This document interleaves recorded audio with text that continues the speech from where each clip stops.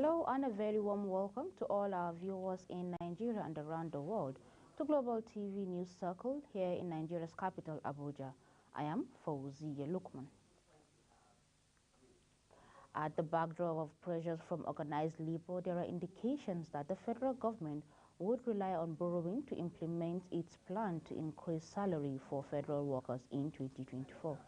This indication emanates from details in the Budget Office of Federation and the BOF notes to the 2024 FG budget, where it attributed the rising deficit to three key factors, including salary review, among others.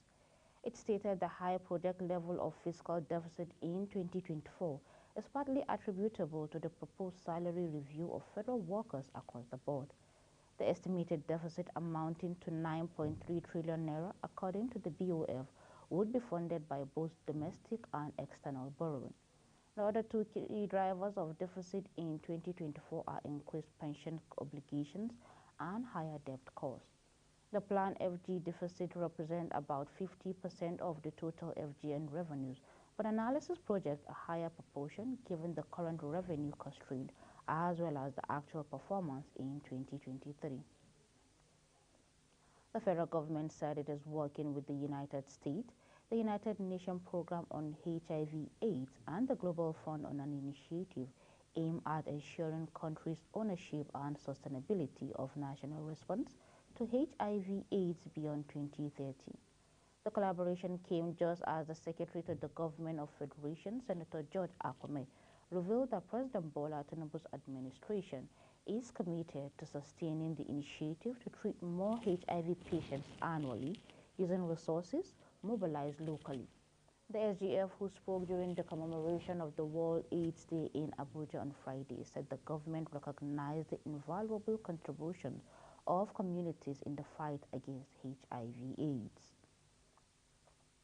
The Nigerian Immigration Service has assured Nigerians will receive their passport 3 weeks from the day of application submission, except in cases of unanticipated technical difficulties.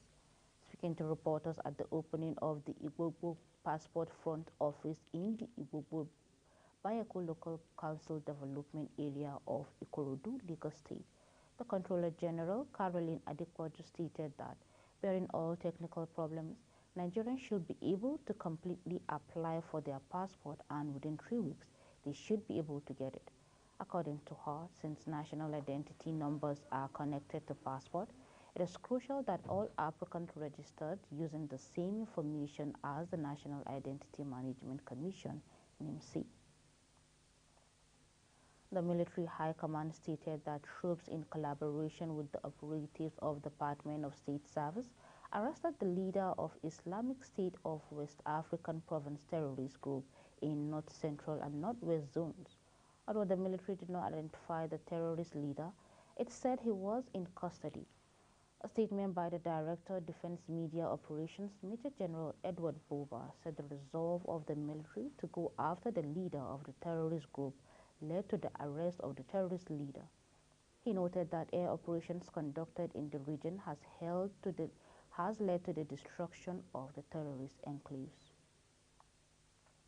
The chief whip of the Senate, Senator Ali Ndume, has defended the retention of President Bola Tinubu's campaign tune at the Halo Chamber of the National Assembly during the presentation of the 2024 budget, saying it is not a big deal.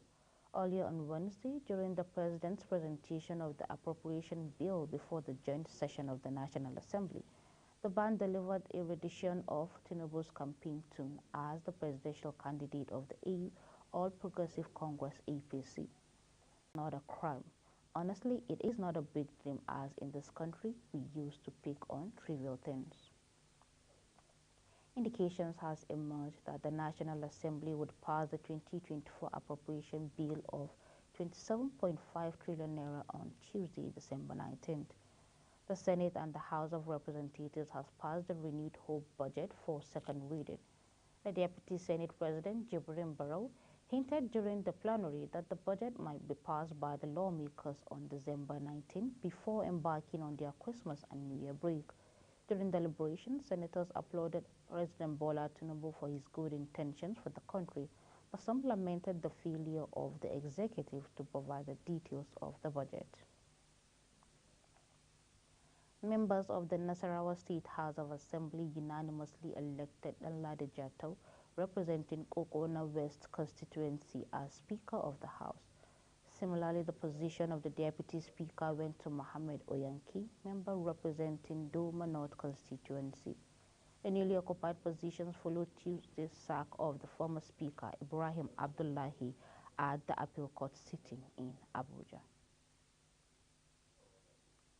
The Nigerian Navy says its personnel have impounded and destroyed a boat conveying drums of illegal refined automated gas oil in the seaward of the Bonny Island Channel in Rivers State. A top official of the Nigerian Navy, who did not want his name mentioned, disclosed this to journalists on Friday, saying the boat was arrested off the Bonny River. He stated in the coordinated effort, the diesel-laden boat was destroyed by men of the forward operating base Bonny, putting the estimated quantity of destroyed product at 150,000 liters.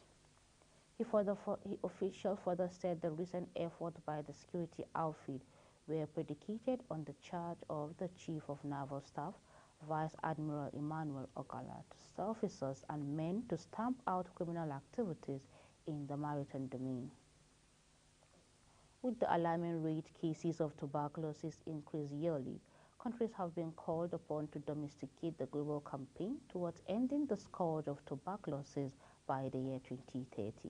This call was made at the high-level meeting organized by the Stop TB Partnership Nigeria towards achieving a world free of tuberculosis. Global TV brings you the report.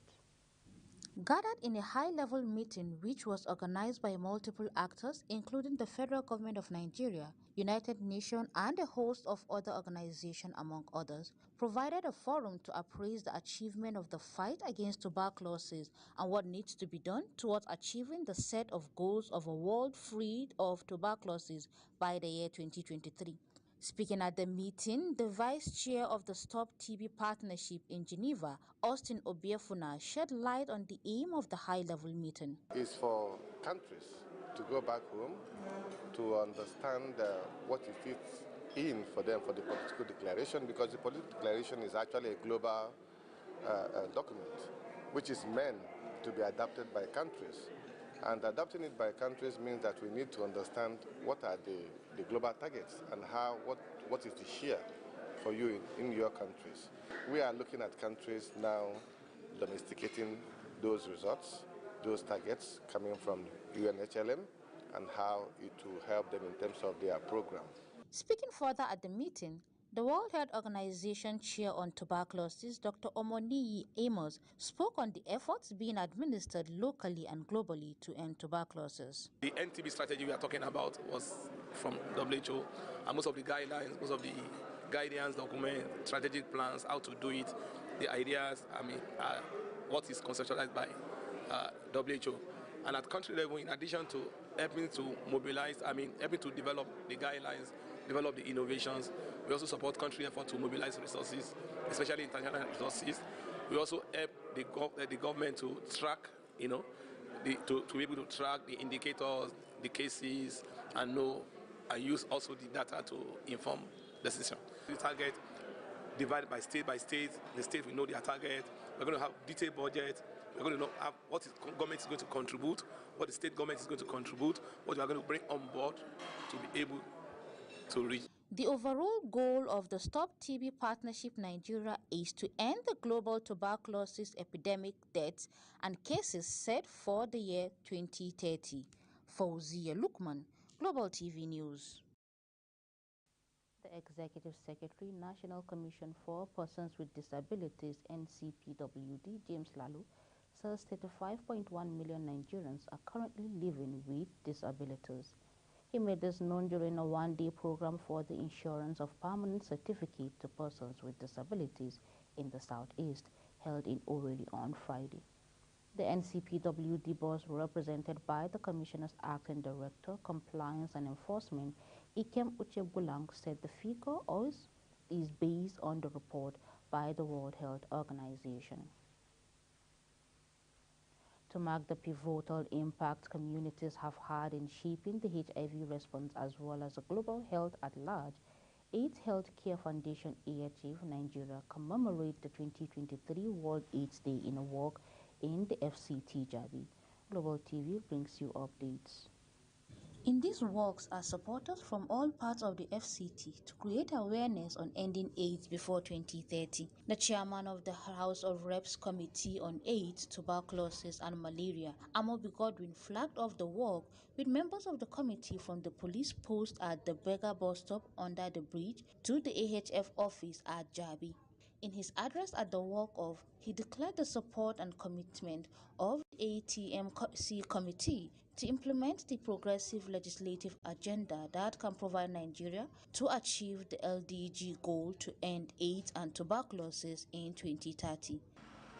By the Nigerian government and her implementing partners, and by joining the civil society organization present here today, declare the support and commitment of members of the ATM committee to implement a progressive legislative agenda that Nigerians can be proud of and that is able to provide the needed operational environment towards achieving the SDG Goal 3 to end AIDS and tuberculosis by 2030.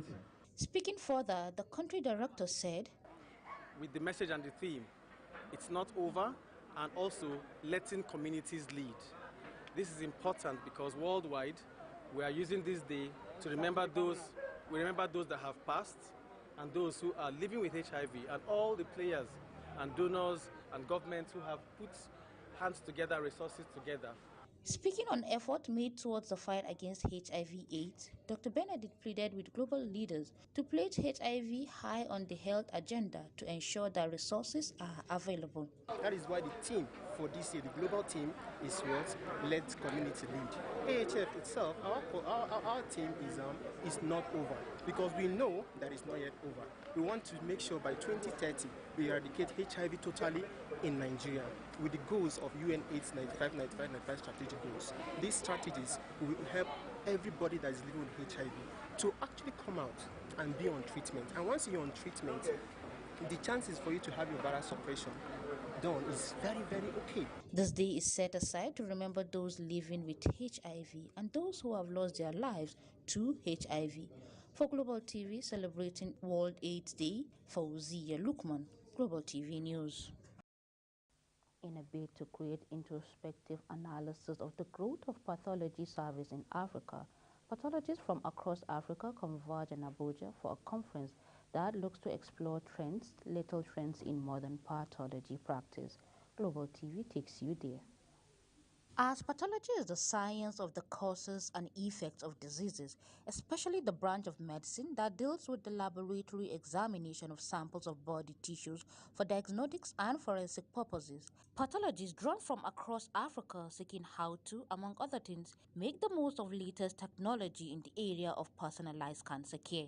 But cancer treatment is one small aspect of pathology. As Minister of Health says, it's particularly crucial that the country goes much further to look at the area of forensics and autopsy in solving crimes, and says the Ministry of Health is open to collaborating with the police to making it possible. But I'm sure you heard me tell the AIG that we are looking forward to a collaboration. We do not have a collaboration, but I said we would look forward to a collaboration. As Federal Ministry of Health, under the coordinating minister, Professor Ali Mohammed Pati, and the Minister of State, Dr. Tunji Alausa, is to save life, reduce physical and financial pain, and ensure a healthy nation.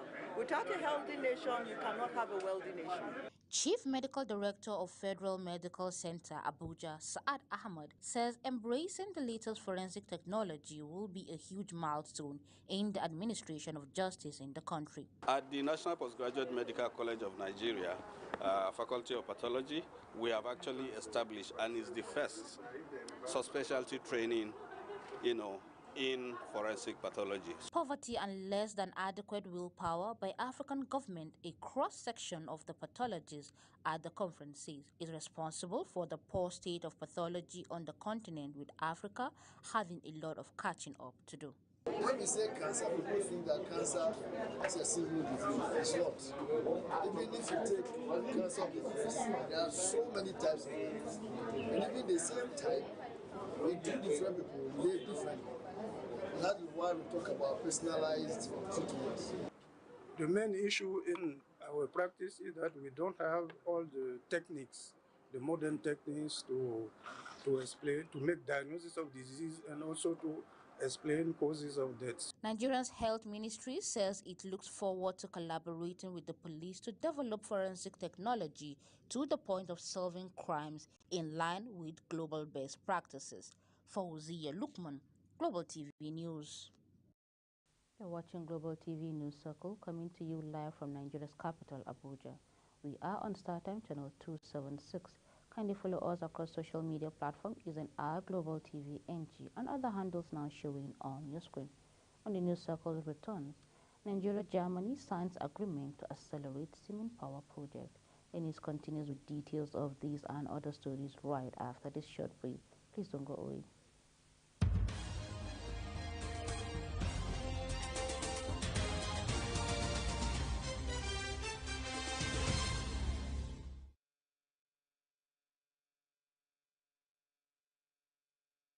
Welcome back to Global Television, bringing you live broadcasts of the News Circle from Nigeria's capital, Abuja. A quick look at the foreign scene, where Russian President Vladimir Putin signed a decree on Friday boosting troops' numbers by 15%, in a move the army said was due to threats associated with the Ukraine offensive. The move comes as both Ukraine and Russia seek to gain ground and replenish their rank in the conflict, whose front line have been barely moved to recent months. The increase in the full-time strength of the army is due to growing threats to our country, linked with the special military operations and the continuation expansion of NATO, the army said. It said the number of serving armies will increase by some 170,000 people, and that it was an adequate response to the aggressive activities of the NATO bloc. It added that it did not change plans to conscription of another mobilization drive, a unpopular measure that caused an exodus of men out of Russia last year. No fewer than 50 students from the University College Dublin have been involved in the construction of Republic of Ireland's first successful launch satellite. The satellite ERS-1 is a 2-unit cube satellite, miniature cube satellite equipped with 3 equipments, and was deployed into orbit from the Falcon X space rocket from the Vandenberg Space Force Base in California, United States. The student-built satellite was constructed under the guidance of the European Space Agencies. The launch of the educational Irish Research Satellite 1, ERSat-1, has been described as a major milestone in the nation's space industry. And on business, Governor Alex Otti has concluded plans to increase the salaries of Abia State workforce. Otti disclosed this in Umuahia during a media party with journalists, stating that he's engaging with stakeholders to improve the minimum wage of state workers, and as soon as the package will be made public. The reason for adjusting the package, he stated, was in line with the realities at hand, especially the economy, adding that the recently retired permanent secretaries and directors will receive arrears of salaries and gratuities due to them, while reassuring of his commitment to defray pension arrears in the state. Nigeria and Germany on Friday signed the Presidential Power Initiative Agreement to improve electricity supply in Africa's most populous nation. This was disclosed in a statement by the Special Advisor to the President, Ajuri Ngilali, saying that the signing was presided over by President Bola Tinubu and the German Chancellor Olaf Scholz in Dubai, United Arab Emirates. While the Managing Director of Nigerian Power Company, Kenny Anui, signed on Nigeria's behalf, the Managing Director, Semen AG Africa, Najah Hakkason, signed for Germany. Speaking after the signing ceremony in Dubai, Managing Director of the FGN Power Company, Kenny Anui, highlighted Siemens Energy's effective delivery of crucial equipment worth over 63 million euros to countries since the project commenced. The Central Bank of Nigeria says it will freeze accounts without a bank verification number BVN or the National Identification Number NIN from April 2024. This is according to a circular by the Apex Bank, which instructed banks to place a post-no-debit restriction which prevents customers from making withdrawal, transfer, or any other debit for all existing Tier 1 accounts wallet without BVN or NIN. It also said BVN or NIN attached to accounts or wallet must be electronically revalidated by January 31, 2024. According to the bank, a BVN or NIN verification will be conducted shortly, adding that the move is part of its efforts to promote financial system stability and strengthening the Know Your Customer KYC procedures in financial institutions. The bank will also carry out comprehensive BVN and NIN audits shortly, and when breaches are identified, appropriate sanctions shall be applied. The Enugu State Electricity Distribution Company PLC has announced a 5-day power outage in some parts of Anambra State. The organization said the outage is to enable the Transmission Company of Nigeria engineers to carry out maintenance on their facilities. This was disclosed in a statement issued on Saturday by the Head Corporate Communications EEDC, Emeka Eze. Eze added that as a result of the planned maintenance, the 60 megawatts power transformer at the CGM station will be shut down for days. The maintenance will last. The EEDC distributes electricity to the southeast states. The Naira closed at the week at 927 Naira 19 kobo per dollar on the official investment and export forex window.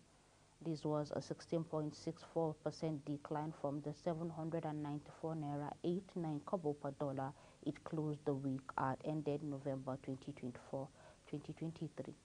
According to the data from the FMDQ Security Exchange, also the turnover of dollar traded in the market improved from $75.82 million to $110.14 million in the period under review. On Friday, the Naira began trading at 815 Naira per dollar per day before hitting a high of 1,160 Naira per dollar at a low of 701 Naira per dollar within a day. It eventually closed trading at 927 Naira 19 cents per dollar last week Friday. The Naira traded at a high of 1,136 Naira per dollar and a low of 700 Naira per dollar. The Naira has continued to fall despite the Central Bank of Nigeria's attempt to clear a backlog of foreign exchange forward contracts. The Apex Bank Governor Olayemi Cardoso recently stated that fiscal deficit and public debt increases are adding pressures to the external reservoirs and contributing to exchange rate instability. The federal government, through the Nigerian Orientation Agency, has launched a comprehensive natural gas keke napep to cut down the high cost of transportation. The NOA, in collaboration with the Simba Group of Companies and the Ecomed Arcas, launched the CNG keke on Friday in Abuja. The tricycle is said to consume less fuel compared to the existing tricycle that use petrol, and as such will cut down the cost of transportation to the barest minimum.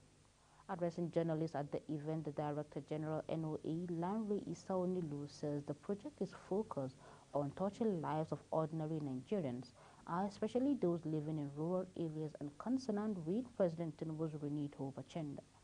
The DG said the federal government has established about 10,000 CNG stations across the country to ensure the availability of compressed natural gas to the users of the newly launched tricycle. He assured Nigerians the CNG keke napep will drastically reduce the high cost of transportation, another similar challenge is currently experienced by Nigerians. That's it on Global TV News Circle. We are on StarTime channel 276. Kindly follow us across social media platforms using @GlobalTVNG and other handles now showing on your screen. I am Fauziya Lukman, thanking you so very much for watching.